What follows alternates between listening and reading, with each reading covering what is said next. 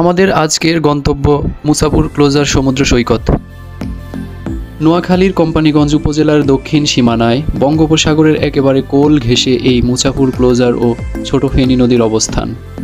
প্রকৃতির অপরূপ সৃষ্টি মুছাপুর ক্লোজার। এখানে সবুজ প্রকৃতি, বন্যপ্রাণী, পাখির ঝাঁক, ফরেস্ট বাগান, ফেনী নদীর মাঝে ক্লোজার, 23 ভেন্ট রেগুলেটর, জেলেদের উচ্ছ্বাস আর সাগরের বিস্তীর্ণ জলরাশি মিলে নয়নাভিরাম এক সৌন্দর্যের জগৎ। সাগরে যখন জোয়ারের পানি উথলে ওঠে তখন অনন্য এক সৌন্দর্য বিকশিত হয় মুছাপুর ক্লোজারের ছোট নদী ফেনীতে। তটরেখায় আছড়ে পড়ে ছোট বড় ঢেউ। প্রায় 5 কিলোমিটার দৈর্ঘ্য এবং 3 কিলোমিটার প্রস্থে সমুদ্র সৈকতের যে কোনো জায়গায় দাঁড়িয়ে সূর্যাস্ত এবং সূর্যোদয় দেখা যায়।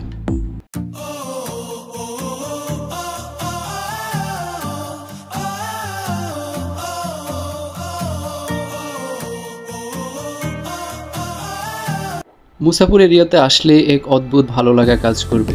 একদিকে ফেনী ছোট নদী, অন্যদিকে বিস্তীর্ণ সবুজ মাঠ। এসব মাঠে গরু মহিষ অবাধে বিচরণ করে থাকে। আপনি যখনই যাবেন দিনের বেলা এইসব মাঠে গরু মহিষ দেখতে পাবেন। চর অঞ্চল হওয়াতে এখানে ঘরবাড়ি খুবই কম। মুছাপুরে এসে আমার সবচেয়ে ভালো লেগেছে এই স্থানটি। এখানে অনেক নারিকেল গাছ, খেজুর গাছের সারি, খুবই সুন্দর একটি জায়গা। আমরা আমাদের বেশি সময় এখানে ব্যয় করেছি।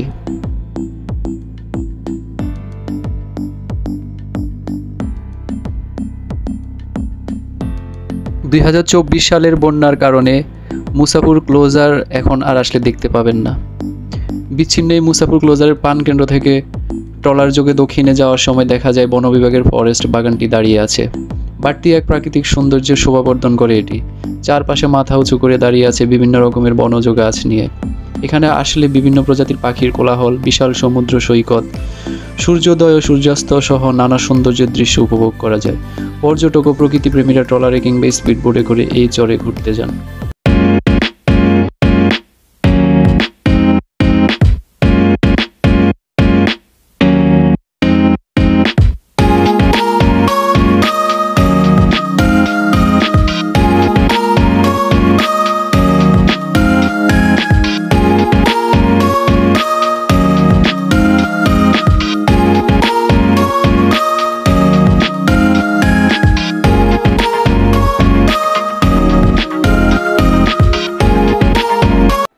এখানে আসলে আপনি ভালো কোনো রেস্টুরেন্ট বা খাবারের হোটেল পাবেন না।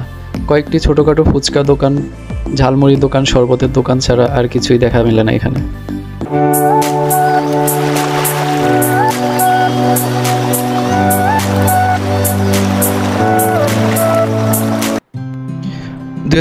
সালের বন্যায় মুছাপুর ক্লোজারটি তলিয়ে যাওয়ার কারণে তার সৌন্দর্য থেকে আমরা বঞ্চিত হয়েছি।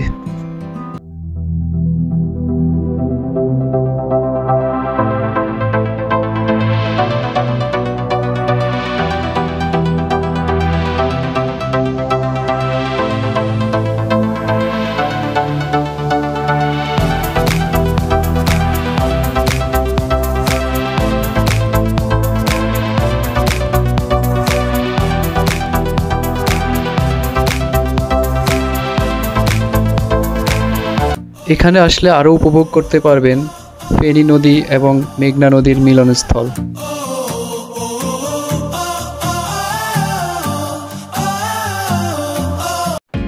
ভিউয়ার্স, আজকের মতো এখানেই বিদায় নিচ্ছি।